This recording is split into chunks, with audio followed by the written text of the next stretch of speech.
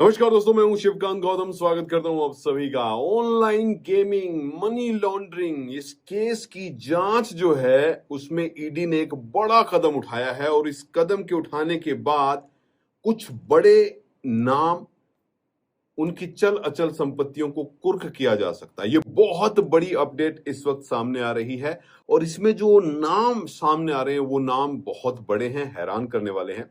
ED की जांच के में सामने जो आया है वो है कि 1xBet करके एक ऑनलाइन सट्टेबाजी और गेमिंग पोर्टल जो है उसमें कई भारतीय सितारे, उन्होंने विज्ञापन किया था और उसके लिए उन्हें करोड़ों रुपए की फीस भी मिली है। भाई, इन पैसों से खरीदी गई संपत्तियों को ईडी ने अपराध की आय मानते हुए उनको कुर्क करने का फैसला लिया है।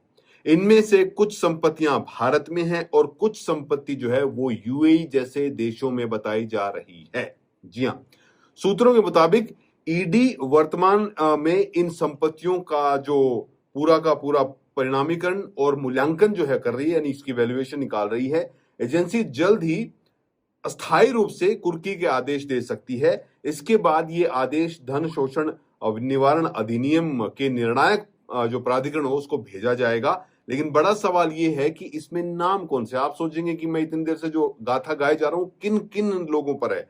इसमें जो नाम है वो बहुत बड़े बड़े हैं, कई नामचीन क्रिकेटर हैं, कई बड़े फिल्म एक्टर भी हैं। इनमें युवराज सिंह का नाम है, इसमें सुरेश रैना का नाम है, इसमें रोबिन उथप्पा का नाम है, इसमें शिखर धवन का नाम है।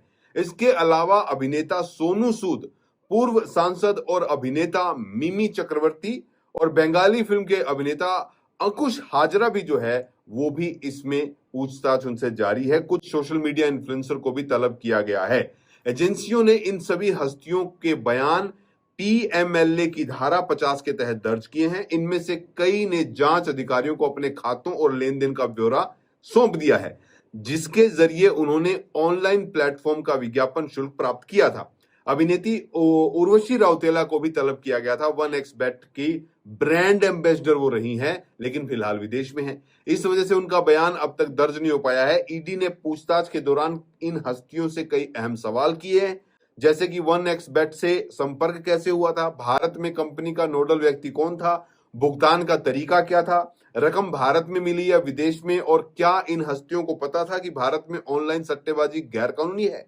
जांच अधिकारियों ने इनसे किए गए अनुबंध और उससे जुड़े हुए ईमेल के दस्तावेज भी मांगे हैं। 1xBet जो है वो जो खुद को विश्व स्तरीय रूप से जो है एक मान्यता प्राप्त सट्टेबाज बताता है। कंपनी का दावा है कि उनके पास सट्टेबाजी उद्योग में 18 साल का अनुभव है। उनकी वेबसाइट और ऐप 70 भाषाओं में उपलब्ध है। हजारों ग्राहक उनके पास हैं।